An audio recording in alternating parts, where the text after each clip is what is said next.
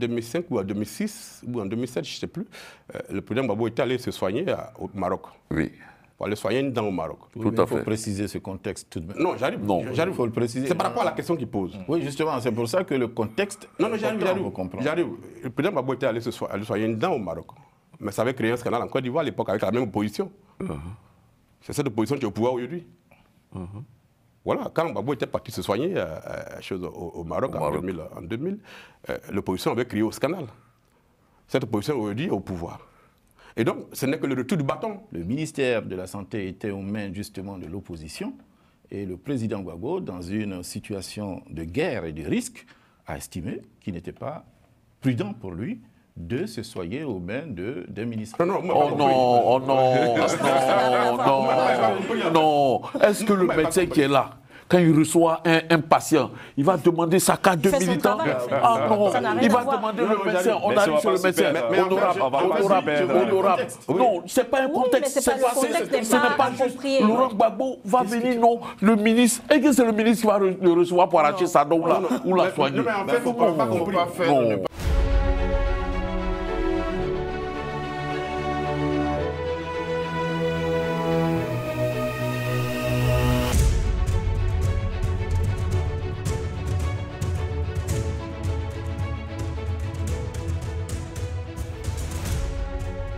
De journaliste d'investigation à la fonction de député maire de Tchia-Salé, Antoine Assalé Timoko ne cesse de gravir les échelons. Jusqu'où ira-t-il? Pourquoi a-t-il lancé le mouvement ADECI aujourd'hui, demain, Côte d'Ivoire? Quel est son projet pour la Côte d'Ivoire? Bonsoir, monsieur le député.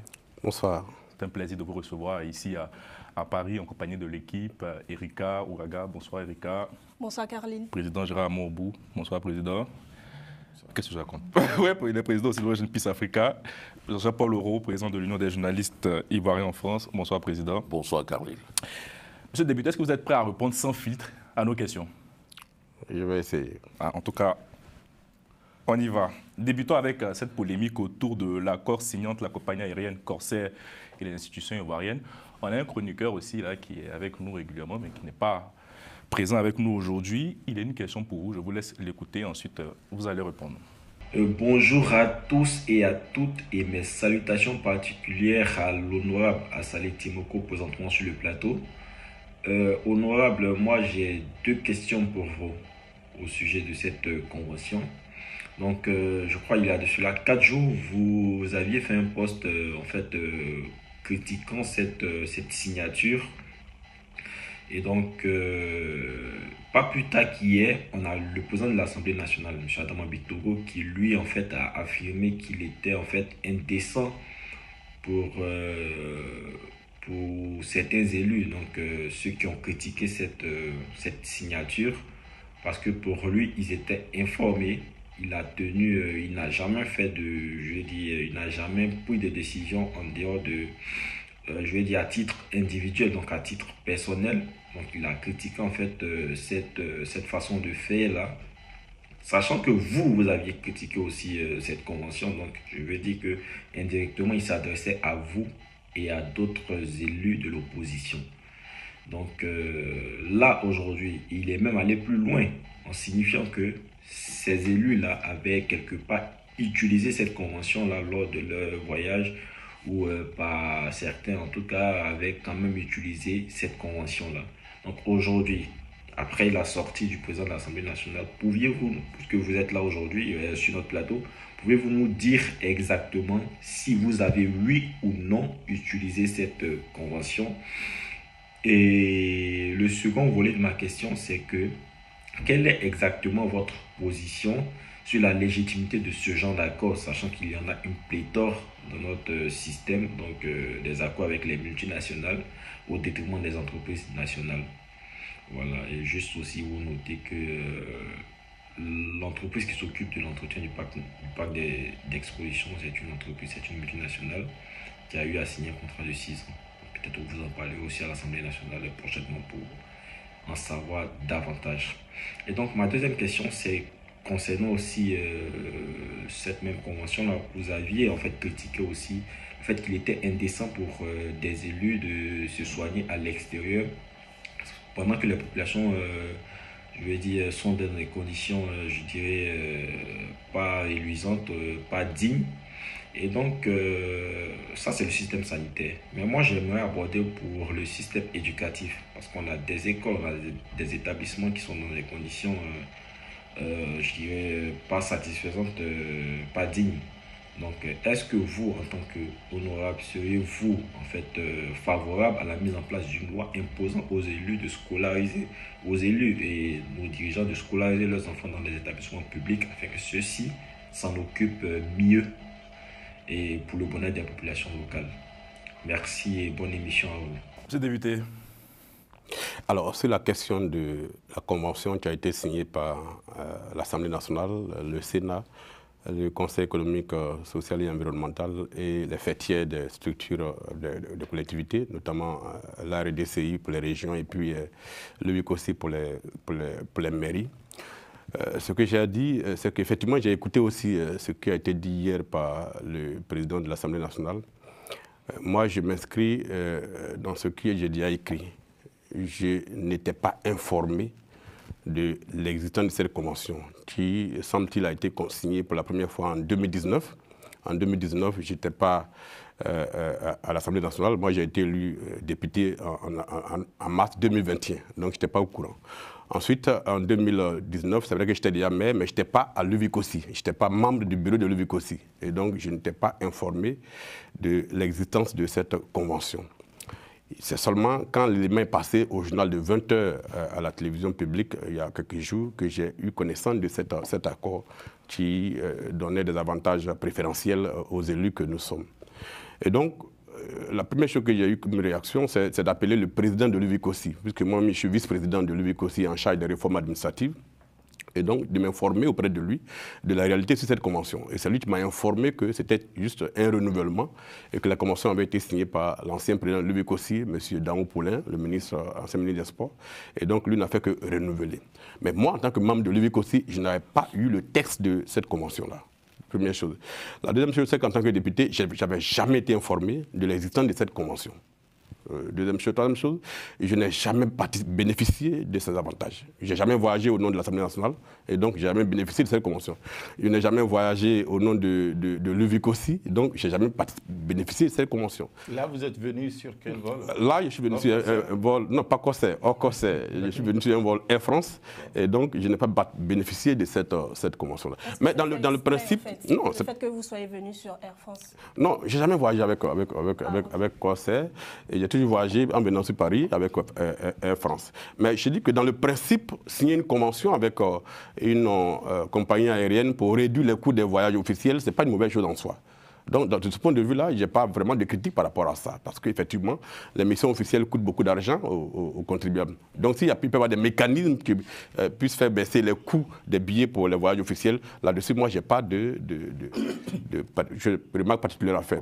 Là où je ne suis pas d'accord, c'est lorsque on prétend que la Convention permet aux élus que nous sommes de s'aménager des avantages en termes d'accès à des soins dans un pays étranger. C'est à ce niveau-là que moi, j'ai posé le problème. Sinon, ce que le président de l'Assemblée a dit, ça ne peut concerner que peut-être des députés qui ont bénéficié dans des voyages officiels de cet avantage. Moi, ça a commencé à sortir depuis moi, je n'ai jamais bénéficié et je ne suis pas sûr que mon nom apparaîtrait dans la liste qui va être...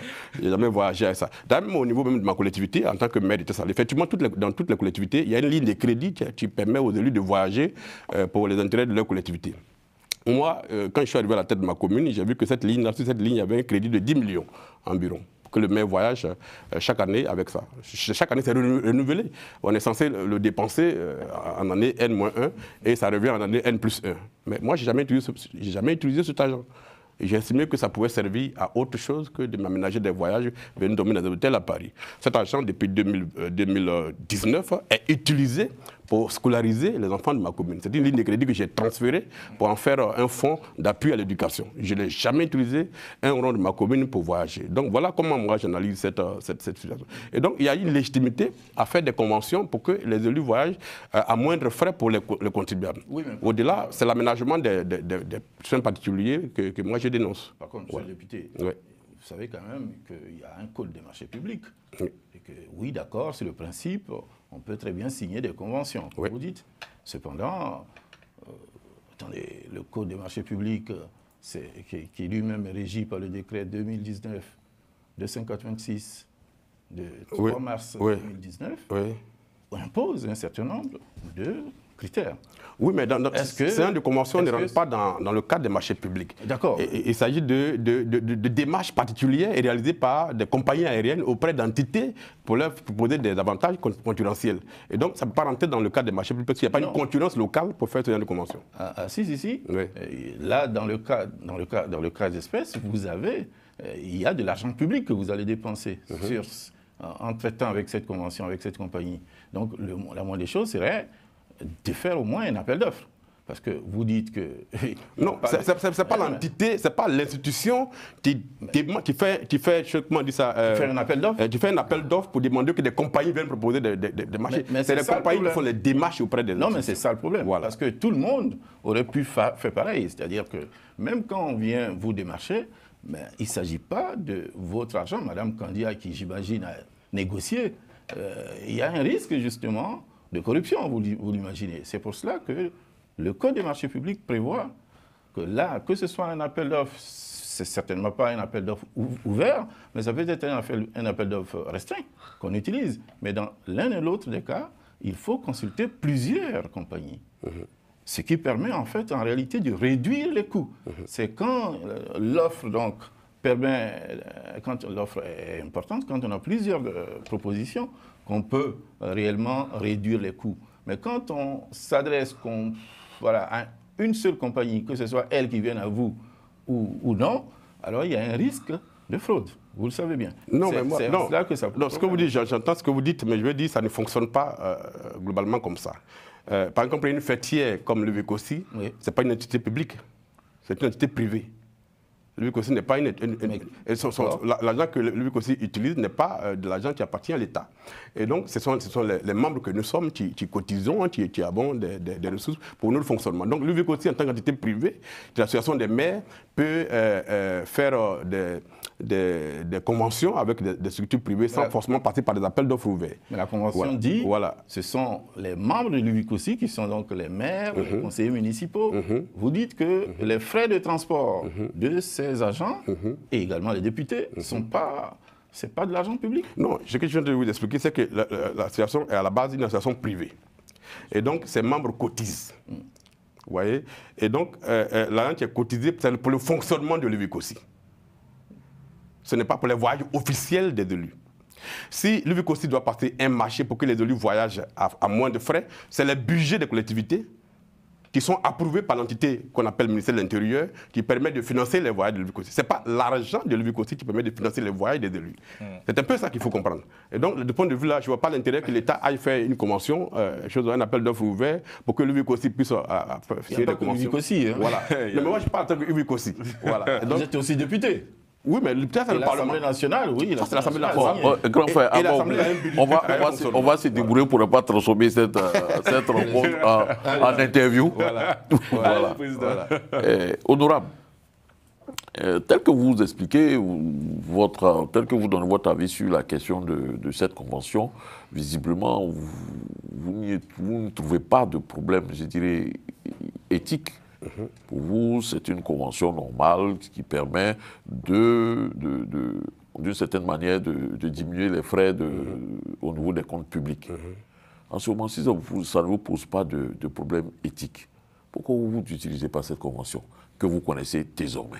Oui, mais pour pouvoir l'utiliser, il faut... Est-ce que c'est pas... En tant que député, c'est le bureau du Parlement qui désigne les députés pour les missions officielles. D'accord? Jusqu'à preuve du contraire, en 4 ans, moi, je n'ai jamais été désigné. Donc, cette convention est précise, hein, oui. Pour le voyage, pas forcément professionnel, et privé, et aussi pour les proches. Même les familles bénéficient, merci. Voilà. Non, en fait, ce que je veux dire, c'est que ce qui est privé... Si vous trouvez ça normal, pourquoi vous l'utilisez pas? Ce qui est privé relève du privé. Si on m'envoie en mission officielle pour le Parlement, c'est le Parlement qui finance les missions officielles, ce n'est pas de l'argent qui sort de ma poche. Maintenant, pour ce qui concerne les voyages privés, j'estime qu'on n'a pas, nous en tant qu'élus, à utiliser notre statut pour nous aménager des avantages. C'est ce que j'ai dit, c'est très clair. J'ai dit, dans le principe de diminution des coûts des voyages officiels, une telle convention est bonne. Mais si on tombe dans le volet privé, c'est-à-dire que les élus utilisent leur statut pour s'aménager des avantages privés, là-dessus, je ne suis pas d'accord. C'est pour ça que je dis, je ne voyage pas avec Corsair par rapport à cette convention. Voilà ma façon d'analyser la chose. Voilà. Mais la question qu'il a posée, ça prend aussi le volet éducatif.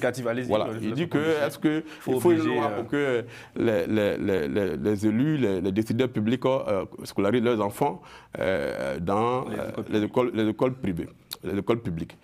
Bon, je veux dire, c'est des choses qui sont très difficiles à mettre en œuvre.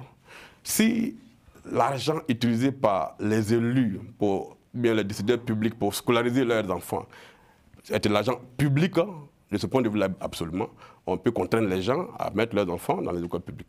Mais si l'argent qui est utilisé est de l'argent privé, eh bien chaque parent d'élève a le droit de mettre son enfant dans la structure qu'il veut. Cher député, à vous entendre parler, on a l'impression que c'est le volet privé de cette convention qui vous dérange. Ouais. Pourquoi? Oui, mais j'estime que les élus n'ont pas à s'aménager des avantages avec leur statut public. Quand on dit que la convention, d'ailleurs, je n'ai pas vu l'annexe qui permet de dire qu'on peut aller se soigner à l'hôpital américain de Paris. J'ai vu le texte. Ça n'existe pas. Le président m'a envoyé le texte. Et j'ai lu le texte et je n'ai pas vu ce volet qui permettrait aux élus d'avoir des avantages comparatifs par rapport à l'hôpital Donc, comment se fait-il qu'un avantage qui n'est pas dans la convention puisse être grévé à une convention et qu'on puisse la présenter publiquement aux Ivoiriens? C'est ce qui a choqué les gens, en fait. Donc, ça veut dire qu'il y a quelque chose de secret qui permet, au-delà de la convention officielle, de permettre aux élus de s'aménager des avantages pour venir se soigner en France. Et ça choque d'un point de vue éthique les Ivoiriens et ils ont le droit de se plaindre de ce que cela est possible. La question de la couverture médicale universelle, quel est votre regard sur ce sujet-là? Oui, mais c'est tout ce qui peut concourir à permettre aux populations d'améliorer leur qualité de vie, d'améliorer l'accès aux soins est une bonne chose. La question, c'est de voir comment est-ce que, effectivement, cette assurance permet aux gens de se soigner réellement. Là-dessus, il y a beaucoup de choses à dire. La couverture maladie universelle, aujourd'hui, ne fonctionne pas à 100%. Je l'ai dit, il y a une différence entre avoir accès à des hôpitaux et avoir accès à des soins de qualité. Vous pouvez avoir un hôpital à moins de 5 mètres de votre domicile, mais il n'y a aucune preuve que si vous y allez là-bas, vous allez avoir les soins qu'il vous faut pour guérir. Et donc, c'est à ce niveau-là qu'il faut améliorer les choses. La qualité des soins, l'accès à des plateaux techniques qui soient à la hauteur. Parce que c'est ça qui choque en réalité. Quand on dit que les élus peuvent venir se soigner à Paris à moins de coûts, alors qu'on sait très bien qu'il y a ce qu'on appelle les évacuations sanitaires qui sont officielles. Puisque très souvent, ces élus-là voyagent avec des subventions de l'État pour aller se soigner. C'est là que ça choque les Ivoiriens. Comment vous, parce que vous êtes élu, donc acteur public, vous pouvez avoir des appuis financiers de l'État pour aller vous soigner à moindre coût à l'extérieur avec des soins de qualité, alors que ceux qui vous ont élus à l'interne, eux, n'ont pas la possibilité d'avoir accès à des soins de qualité. C'est ça qui choque les Ivoiriens et c'est ce qu'il faut en réalité dénoncer. Sinon, la couverture maladie universelle, dans le principe, est une très bonne chose. Après, il faut la mettre en œuvre pour qu'elle produise les effets attendus par les Ivoiriens. Est-ce que vous n'êtes pas en train de dire qu'il serait bon maintenant qu'un certain nombre de privilèges liés aux fonctions d'un certain nombre d'élus ou de ministres soient supprimés? Non, il y a toute une réforme à faire à ce niveau-là, pour que les gens comprennent que les élus, c'est vrai, ils occupent des fonctions qui sont assez importantes, et par conséquent, il y a des avantages qui accompagnent ces fonctions-là. Mais il ne faut pas dépasser la limite de la décence en réalité. Parce que, en tant que maire, pardon, pas en tant que maire, en tant que député, il y a une loi qui encadre les avantages qui sont liés aux élus. Maintenant, au-delà de ces avantages qui sont prévus par la loi, les élus eux-mêmes s'aménagent avec leur statut d'autres avantages sous la base de l'argent public. C'est à ce moment-là qu'on tombe dans la dérive, quoi. Pour vous, il faut que cette convention soit ouverte à la population? Non, on ne peut pas forcément faire une convention. Ah, ça va compliqué, ça. On ne peut pas prendre en charge les besoins de la population. Il faut mettre en place des politiques qui permettent aux populations de bénéficier des mêmes qualités de soins à l'interne plutôt que celles que les populations, les élus ont à l'extérieur. Mais en même temps, ce n'est pas nouveau cette histoire comme vous voulez de le dire, honorable. Ils viennent ici très souvent se soigner avec un certain nombre de subventions de l'État. Très souvent, ils ont des prises en charge ministérielles ou présidentielles. Ce n'est pas nouveau. Depuis Félix Houphouët-Boigny, les gens viennent se faire soigner ici. Mais est-ce que ce n'est pas une forme je dirais, de mauvaise foi dans laquelle aujourd'hui se lance l'opposition ivoirienne en criant pour dire que non, c'est immoral. Pourtant, ça, c'est pas nouveau en Côte d'Ivoire. En 2005 ou en 2006 ou en 2007, je ne sais plus, le président Gbagbo était allé se soigner au Maroc. Oui. Pour aller soigner une dent au Maroc. Tout à fait. Il faut préciser ce contexte tout de même. Non, j'arrive. Il faut le préciser. C'est par rapport à la question qu'il pose. Oui, justement, c'est pour ça que le contexte... Non, j'arrive. Le président Gbagbo était allé se soigner une dent au Maroc. mais ça avait créé un scandale en Côte d'Ivoire à l'époque avec la même opposition. C'est cette opposition qui est au pouvoir aujourd'hui. Voilà, quand Gbagbo était parti se soigner au Maroc en 2000, l'opposition avait crié au scandale. Cette opposition aujourd'hui est au pouvoir. Et donc, ce n'est que le retour du bâton. Tout à fait. Voilà, donc pour moi, c'est le libre jeu de la démocratie. Si vous estimez qu'à l'époque, quand Gbagbo l'a fait, c'était choquant, eh bien, l'opposition aujourd'hui a le pouvoir de dire, vous aussi, quand vous le faites, c'est choquant. Voilà, donc ça ne pose aucun problème. Et le premier maire des Ivoiriens vient se soigner régulièrement ici à Paris. Excusez-moi, le contexte, parce que je crois que le député n'a pas... Monsieur le député, le contexte, en 2005, c'était que le gouvernement d'union nationale, enfin d'union ou je ne sais pas comment on l'appelait. L'union nationale, c'était... Le gouvernement qui était là, le ministère de la Santé était aux mains justement de l'opposition et le président Gbagbo, dans une situation de guerre et de risque, a estimé qu'il n'était pas prudent pour lui de se soigner aux mains des ministres. Non. Est-ce que le médecin qui est là, quand il reçoit un patient, il va demander sa carte de militant? Ah non, il va demander le médecin. On arrive sur le médecin. Honorable. Non, ce n'est pas un contexte. Ce n'est pas juste. Laurent Gbagbo va venir, non, le ministre. Et que c'est le ministre qui va le recevoir pour arracher sa dent ou la soigner. Il ne faut pas faire ne pas connaître la Côte d'Ivoire. Non. Parce que le ministre de la Santé est issu de l'opposition, je ne dirais pas voir un dentiste, mais il peut se renseigner, voir un dentiste qui est proche de ses idées. J'ai répondu à la question qu'il a posée en fait. J'ai pour dire qu'à l'époque, l'opposition avait critiqué ce geste. Donc c'est tout à fait normal qu'en 2025 aussi, l'opposition critique. Non, moi, on ne peut pas opposer à mon intelligence. On ne peut pas opposer à mon intelligence ce contexte-là. Non, mais c'est ma façon de parler, c'est mon style. On va avancer. Honorable, voilà, on va parler un peu du climat préélectoral en Côte d'Ivoire. Que vous inspire cette ambiance politique aujourd'hui, à quelques mois de la présidentielle? L'environnement est déjà, j'allais dire, anxiogène. C'est presque un cycle éternel, hein, depuis pratiquement 1995. Tous les 5 ans ou tous les 10 ans, les élections présidentielles qui se profilent créent de l'anxiété dans la population ivoirienne. 2025 n'échappe pas à cela. Depuis pratiquement 1 an, nous sommes dans l'anxiété. Les Ivoiriens ont peur. Les discours se raidissent, les démarches qui ont concouru il y a 10 ans, 20 ans à créer la déflagration, pratiquement se remettent en place, les mêmes dynamiques se recréent avec les mêmes acteurs, et donc par conséquent l'environnement politique aujourd'hui est déjà très lourd, et on s'est dit que les choses ne sont pas sur la bonne voie, et qu'on risque encore en 2025, si on ne fait pas attention, de revivre ce qu'on a vécu en 2010 ou même en 2020. Et ça, c'est quelque chose qui effraie beaucoup d'Ivoiriens par rapport au contexte actuel. Gérard. Est-ce que ce n'est pas pour ça que, justement, vous signez donc une convention de voyage qui prend en compte vos familles? Attendez, je vais finir. C'est important. Est-ce que ce n'est pas pour cela, donc, que cette convention, parce que tout à l'heure, vous avez dit qu'il y a quelque chose de secret que vous ne comprenez pas. Est-ce que, justement, le secret ne peut pas être par là? Parce que quand on continue à créer, parce que les partis politiques, en tout cas, à créer donc une situation très risqué dans le pays, avec des risques de déflagration, comme vous le dites. Alors, et que de là, à côté, on signe des conventions qui prennent en compte des familles pour s'échapper au moment venu. Est-ce que vous n'êtes pas en train, justement, les hommes politiques ivoiriens, donc tout ce que vous avez cité tout à l'heure, je vois que c'est environ 1 millier de personnes en réalité, entre Luvic aussi. Alors est-ce qu'en réalité, vous n'êtes pas en train de nous abandonner? Moi, je ne suis pas concerné par cette affaire. Voilà. D'abord, je vais vous préciser que je ne suis pas concerné par la Convention. Elle a été signée en 2019, donc ce n'est pas le même contexte. C'est vrai que ce que la présidente du Sénat a dit prête à confusion. Sinon, en réalité, moi, je ne suis pas en train de m'aménager les avantages pour fuir le pays. Moi, en tout cas, c'est l'impression que ça donne. Non, mais en dehors même de la Convention, les gens ils voyageaient tous les jours. Non. Voilà, là, on parle d'une convention à 5 mois des élections où on vous demande à tous, politiques, asseyez-vous pour discuter, pour régler donc, pour que la paix règne dans ce pays, pour les citoyens, pour qu'ils vivent calmement.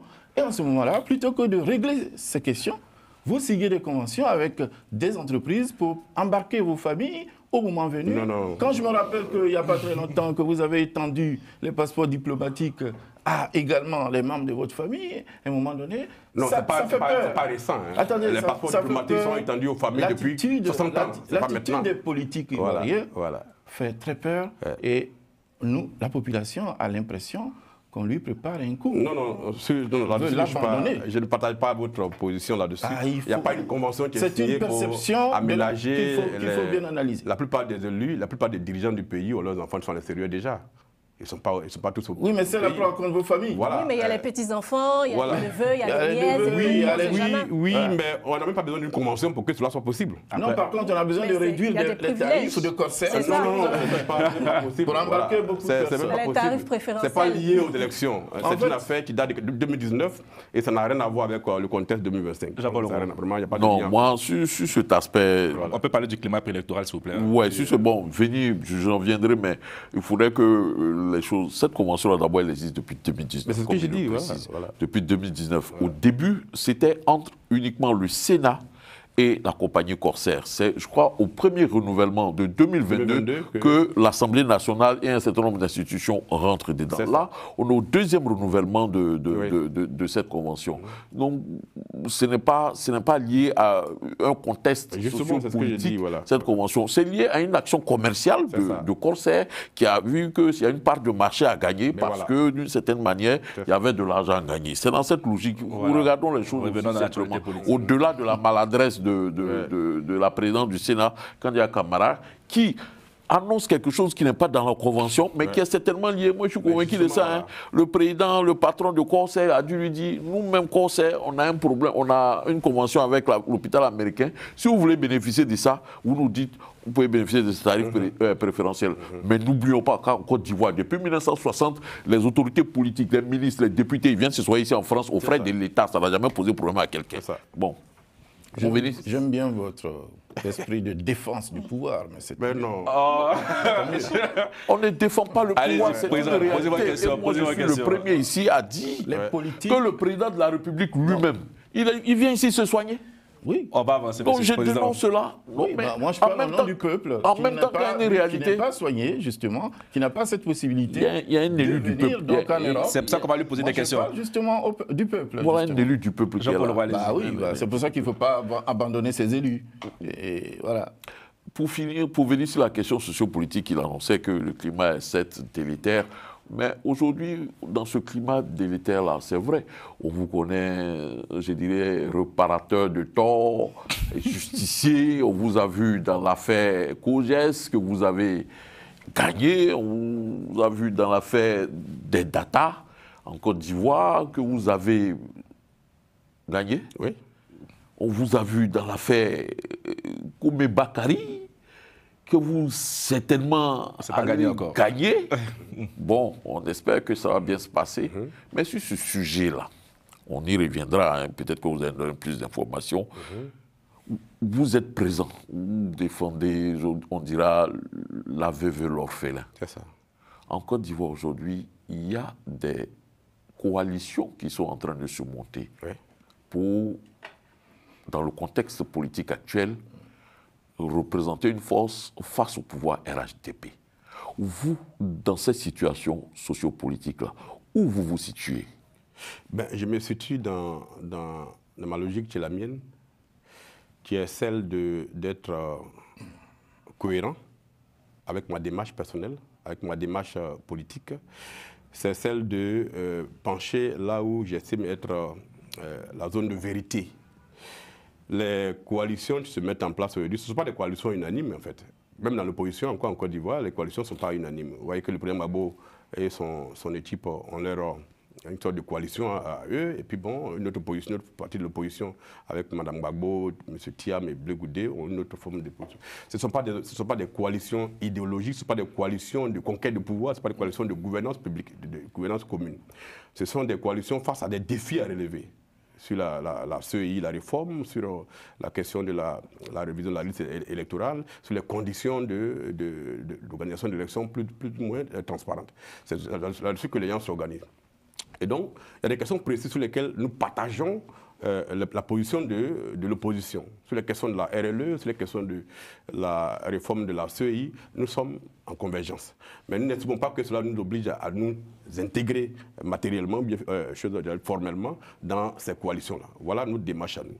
Nous pensons que les dynamiques de regroupement en Côte d'Ivoire depuis les années 90 ont été conçus dans un contexte où très souvent ils ont abouti à des divisions internes, ils ont abouti à des divisions encore plus graves du peuple de Côte d'Ivoire. Et par conséquent, nous nous méfions de ces coalitions qui arrivent à l'approche des élections. Voilà un peu notre démarche. Mais est-ce que vous estimez, vous en tant que réparateur de tort, de justicier, est-ce que vous pensez que c'est la place d'un justicier au palais présidentiel? Mais d'abord, je ne suis pas un justicier. Je ne suis pas un justicier. Je n'agis que dans le cadre de la loi. Moi, je suis un élu.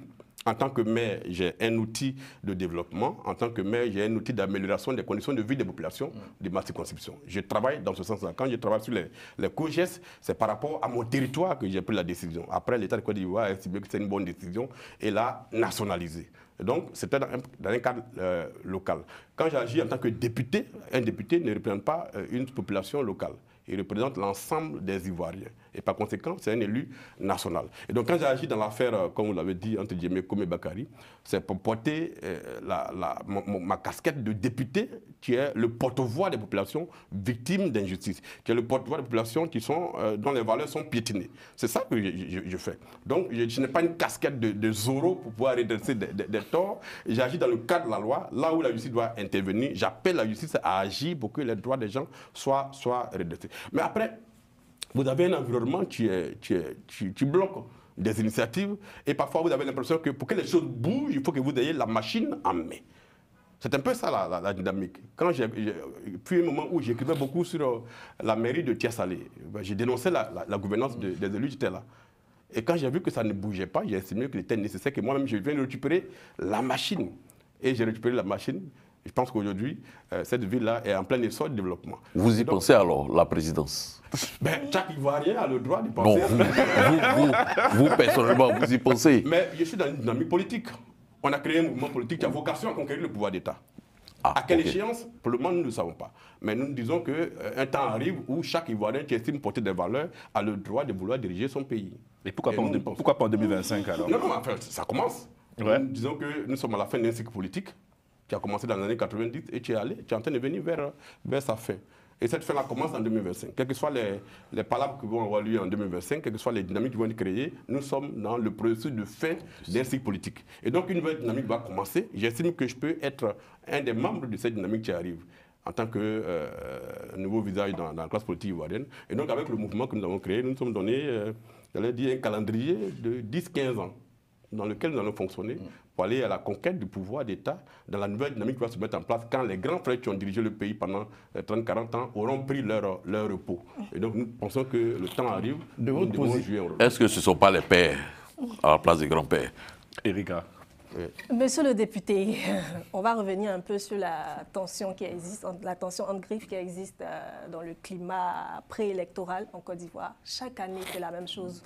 Ou bien, je dirais, à chaque élection présidentielle en Côte d'Ivoire, les gens ont peur, ils se méfient.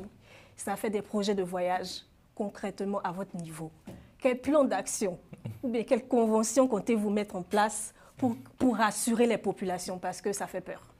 Mais nous pensons que la dynamique que nous créons avec ADCI aujourd'hui, par exemple, permet aux Ivoiriens de comprendre que de nouvelles choses peuvent être mises en place. Il est impossible que la classe politique actuelle qui nous dirige, mais celle qui veut prendre la place, s'entende. Parce que nous sommes contemporains de ce qui s'est passé en Côte d'Ivoire. Depuis les années 90, ça a été des alliances qui ont été tissées contre un pouvoir en place. Quand ce pouvoir est tombé, d'autres alliances se sont mises en place contre le même pouvoir. Donc les acteurs en question, ils se connaissent. La crise de confiance entre eux est telle qu'il est absolument impossible que ces acteurs-là s'entendent pour aller à une élection transparente et crédible.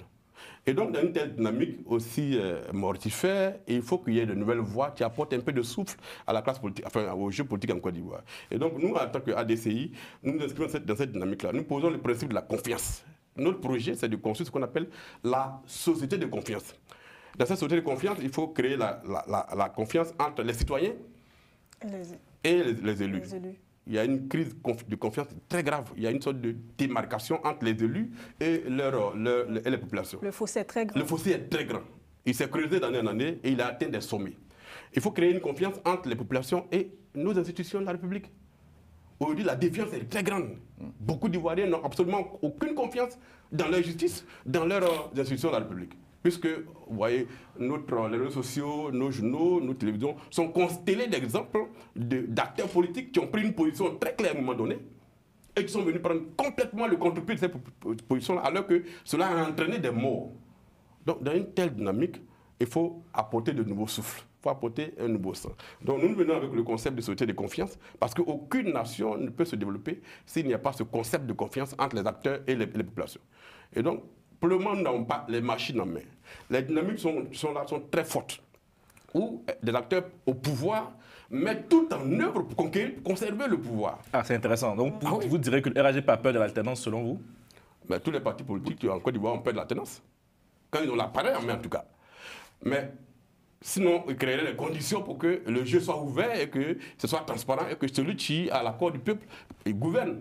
Mais ce qui se met en place aujourd'hui en termes de dynamique n'est pas de nature à rassurer les gens à aller à une élection qui va nous conduire le lendemain à aller au travail, à aller au champ, à aller à l'école. Donc, justement, la question de Rebecca était que de votre position, Erika était que de votre position, justement, qu'est-ce que vous pouvez faire aujourd'hui concrètement vis-à-vis de ces partis qui ne peuvent pas pratiquement se réconcilier? Et vous êtes donc, je dirais, quelqu'un en qui on ne peut pas douter de votre sincérité, parce que vous n'êtes pas partisan de tout ce qui se passe. Donc, qu'est-ce que vous pouvez faire pour réunir, pour unir, donc, pour garantir, pour assurer la paix dans le pays? C'est ce que nous sommes en train de faire. Je suis en train de vous dire que nous envoyons une nouvelle démarche qui place l'Ivoirien au cœur des problématiques. Ça, c'est la perspective ADCI. Là, aujourd'hui, là, on a élection dans 6 mois. Qu'est-ce que c'est l'effet? Au lieu de... Vous dites que vous n'êtes pas partisan des alliances qui se mettent en place, je comprends. Mais au lieu de rester donc en dehors de tout cela, qu'est-ce que vous faites? Quelle est votre implication pour concilier? Mais je ne suis pas en dehors des dynamiques qui se mettent en place. Je dis que, vous voyez, quand je parle, je pose des actes qui accompagnent cela. Quand je dis qu'il faut la réforme de la CEI, je ne fais pas que le dire, j'agis derrière. J'ai introduit à l'Assemblée nationale une proposition de loi qui porte réforme de la Commission électorale indépendante. Cette proposition de loi, elle est encore sur le bureau, le bureau du Parlement. Quand je dis qu'il faut créer la confiance, j'ai traduit cela en proposition de loi. Il y a une proposition de loi qui est encore sur la table du Parlement qui porte réforme du code électoral. Vous voyez? Et donc, les propos que je tiens en dehors du Parlement sont accompagnés par des actes que je pose derrière ces propos-là.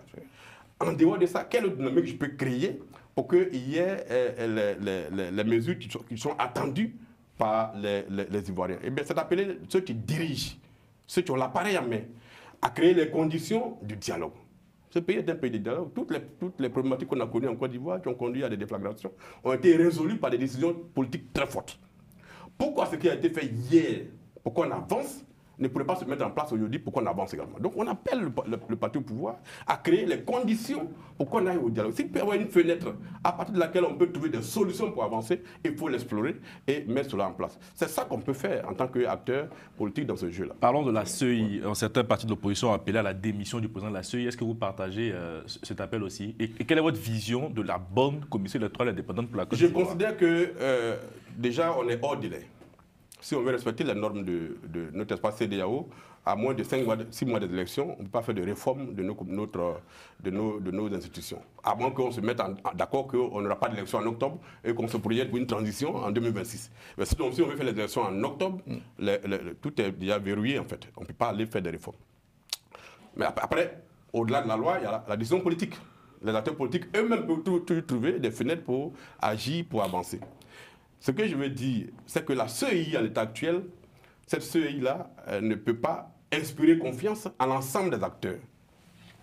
Et donc, effectivement, il y a la nécessité de faire une réforme profonde de cette CEI afin qu'elle ne soit pas un appareil qui appartient aux partis politiques. Moi, j'étais à l'Assemblée quand il y a eu la dernière modification de la loi sur la CEI, pour retrouver les minutes des propos que j'ai tenus là-bas. J'ai assisté pendant 2 heures à la bagarre entre le RADP et l'opposition pour occuper les postes de vice-président. C'était à l'Assemblée nationale. C'est-à-dire que 10 ans après une crise qu'on a connue en 2010, la même CEI-là, les acteurs politiques ont voulu l'accaparer. Quand certains parlent de réforme de la CEI, pour eux, c'est l'équilibre entre le pouvoir et les partis d'opposition à la commission centrale. Nous, quand on parle de réforme de la CEI, c'est d'expulser les partis politiques de l'appareil. Vous voyez que c'est deux tableaux différents. Donc, la réforme que j'ai proposée au Parlement, par exemple, c'est de dire ce n'est pas la CEI centrale en réalité qui pose problème. Ce qui pose problème, c'est les CEI locales. Ce sont elles qui organisent en réalité l'élection. Or, les CEI locales, à 95-96%, sont intégralement contrôlées par le parti au pouvoir. Et c'est ceux-là qui forcent en réalité le jeu électoral à la base. Et donc, quand moi je parle de réforme, c'est de faire en sorte que, à l'interne, dans les zones locales, les dirigeants de la CEI soient l'émanation de la volonté des populations. Donc, mettre en place un mécanisme qui fasse en sorte qu'on désigne des présidents de CEI locales de façon ad hoc pour faire une élection précise. Dès qu'ils ont fini, le mandat s'arrête là. Plutôt que d'être contrôlé par un appareil qui nomme lui-même ses militants à tous les postes des CEI locales, dont la mission est de faire en sorte justement qu'ils contrôlent tout l'écosystème électoral au plan local. Donc voilà comment nous concevons ces choses-là. Mais ces choses-là, c'est après la présidentielle 2025 qu'on pourra s'asseoir. Pour vous, tout est déjà PPM, même pas de RLE possible encore à ce stade? Non, la RLE peut se faire. À quel niveau? Ça, c'est pas la modification des règles de l'élection. La RLE... Mais le président de la CEI n'a pas le temps. Oui, mais... Le délai est court. Non, le délai là-dessus n'est pas court. Ils l'ont fait en 2015, ils l'ont fait en 2020. En 10 jours, on peut le faire en 15 jours. Mais les explications ont été données, nous en prenons acte et nous voulons que les conditions soient créées pour que... Et donc pas de boycott en vue du côté d'ADC s'il n'y a pas de RLE? Oui, mais nous, on n'a pas quelque chose à boycotter. On n'est pas vos candidats. Comment on va boycotter? Enfin, vous pouvez soutenir, vous soutenez l'initiative de l'opposition. Mais écoutez, nous pensons que... Vous êtes un opposant, rassurez-nous. Si nous, à ADCI, si nous allons au présidentiel en 2025, on n'ira pas pour aller valider quelques élections, que ce soit pour qui que ce soit. Si les conditions sont remplies et que nous pensons qu'il y a des conditions de transparence, on va y aller. Mais si on estime qu'il n'y a absolument aucune condition de transparence, on n'a même pas à aller se mettre dans une telle élection. Ça, là-dessus, c'est très clair pour l'euro. Vous parliez on parle de la CEI, mais c'est vrai, mais il y a un autre paramètre lors des élections, le Conseil constitutionnel. Oui. On se souvient, en 2010, Laurent Gbagbo nomme Yao Paul Ndré, l'opposition se déchaîne pour dire que c'est son ami, il va certainement le favoriser, le faire président. On a vu ce qui s'est passé après les élections. Ce même Yao Ndré est venu après se dire qu'il était possédé par le diable. Aujourd'hui, le président Alassane Ouattara nomme une de ses indéfectibles à la tête du Conseil constitutionnel, Mme Camara, Chantal Camara, oui, qui est une indéfectible de Ouattara, tout le monde le sait. Quelle est votre approche de ces situations-là aujourd'hui? C'est vrai, il y a la CEI, mais aussi, est-ce qu'il ne faudrait pas faire une réforme au niveau du Conseil constitutionnel qui, visiblement, fait le roi? Écoutez, à ADCI, on a cette démarche-là qui est de ne pas affirmer des choses que nous ne pouvons pas démontrer factuellement. Je n'ai pas de preuve que Mme Chantal Camara soit une militante du RADP ou une indéfectible de M. Ouattara. Ce que je sais, c'est que c'est une magistrate hors hiérarchie qui a dirigé la chambre judiciaire de la Cour suprême à un moment donné, avant qu'il y ait la réforme pour créer le Conseil d'État, et que c'est de là-bas qu'elle est partie diriger le Conseil constitutionnel. Mais ce que je veux dire au-delà de ça, c'est qu'en réalité, ce n'est pas les institutions qui posent problème. Ce sont les individus qu'on nomme à la tête de nos institutions. Vous savez, aucune société ne tient s'il n'y a pas d'hommes de qualité à la tête des institutions. L'élection présidentielle consiste à désigner un dirigeant à travers les urnes. Le Conseil constitutionnel, son rôle, c'est de faire en sorte que le président proclamé par la Commission électorale indépendante soit un président qui est l'émanation de la volonté populaire. C'est ça leur rôle. Ils n'ont pas à renverser la volonté populaire pour faire plaisir à qui que ce soit. Nous considérons que Mme Chantal Camara, son rôle en tant que président du Conseil constitutionnel, c'est de faire en sorte que les résultats des urnes soient ceux qui soient validés par son institution avant qu'on ne passe à la prestation de serment. Et donc, on peut lui donner le bénéfice du doute et de la bonne foi. Yao Paul Ndré a agi dans un contexte qui était le concept post-crise qu'on a connu, et il avait l'obligation de faire en sorte que l'élection permette de désigner un président qui est accepté par tous, conformément aux lois. Mais vous savez très bien que ce qui s'est passé ne peut être inscrit que dans le contexte qu'on a connu en 2010. 2025 est un nouveau contexte. Et nous pensons que le Conseil constitutionnel va jouer son rôle, qui est de valider la volonté populaire de Côte d'Ivoire. Mais cette volonté ne peut pas être validée au niveau du Conseil constitutionnel si la commission électorale elle-même n'a pas proposé des résultats qui sont soit l'émanation de la volonté populaire sur place. Donc pour moi, ce n'est pas les institutions, ce sont les hommes qu'on met à la tête. Vous voyez les magistrats qui sont dans nos cours, de nos tribunaux, les procureurs sont liés directement au ministre de la Justice. Mais les juges du siège, eux, ils n'obéissent qu'aux lois. Mais si les juges du siège peuvent se détacher de la loi pour agir par rapport à ceux de l'instruction, ça veut dire que ce n'est pas la loi qui pose problème, c'est les individus qui appliquent la loi qui pose problème. Parce que les mêmes juges qui sont là aujourd'hui, ils étaient là sous Babo Laurent, ils étaient là sous Bédier, c'est les mêmes acteurs. D'un coup à un autre, ils agissent en fonction de ce pouvoir qui est en place. Donc c'est la réforme qu'on doit faire, c'est de faire en sorte que ceux qui nous dirigent, ceux qui dirigent nos institutions, soient des gens qui portent des valeurs, qui soient patriotes, qui aiment le pays et aient conscience que toute décision qui va se rendre en dehors de la loi va conduire à une déflagration. Ils ont une haute responsabilité. La question est de savoir s'ils ont conscience de cela. Vous y croyez dans une société vous y croyez vraiment dans une société convaincue comme la Côte d'Ivoire, comme celle de la Côte d'Ivoire? Ça dit, je n'ai pas compris. Vous y croyez à ce qu'on trouve des hommes, qu'on vous dit, oui, qu'il faut dans cette société ivoirienne qui est une société vraiment corrompue? De manière générale, Président? Oui, la société ivoirienne est corrompue. Je suis d'accord avec vous. Moi, j'ai fait un texte qui parle de ça. Je parle d'une société qui gênait la corruption. Moi, j'ai écrit là-dessus. C'est vrai, la société ivoirienne est profondément corrompue. Nos institutions fonctionnent dans un environnement de corruption. Mais il y a des Ivoiriens qui sont dans ce pays qui portent des valeurs. Tout dépend de la machine au sommet. C'est la machine au sommet qui irrigue le corps social. Tout à fait. Et donc, ce sont les hommes au sommet qui décident du modèle de société dans lequel nous devons vivre. Si leur conception de la société est celle que nous avons aujourd'hui, évidemment, tout le système est corrompu. Mais s'ils décident d'y mettre fin, automatiquement, ils mettent fin à cela. Et donc, nous pensons qu'un temps arrive où des Ivoiriens qui portent d'autres valeurs, qui ne sont pas l'émanation de la classe politique d'avant les indépendances, va arriver au pouvoir et portera d'autres valeurs qui vont aider le pays à avancer. On va vers la fin de l'émission. Moi, j'ai des petites questions. J'espère avoir des réponses courtes. Le président vous a décrit tout à l'heure comme un justicier avec vos prises de position. Est-ce que vous avez fait l'objet de menaces? Oui, j'ai fait l'objet de beaucoup de menaces. Je suis peut-être à ma 7e plainte pour menaces de mort. La dernière plainte a été portée il n'y a même pas 3 semaines pour menaces de mort également. Et donc, je suis beaucoup menacé dans mon intégrité. Ma famille est menacée.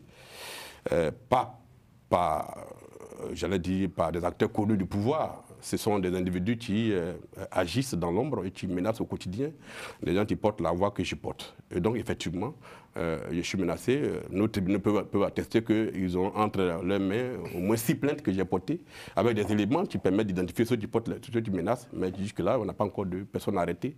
Et c'est ça qui est un peu inquiétant. En tout cas, vous avez peur? Des dispositions prises pour vous protéger, j'espère?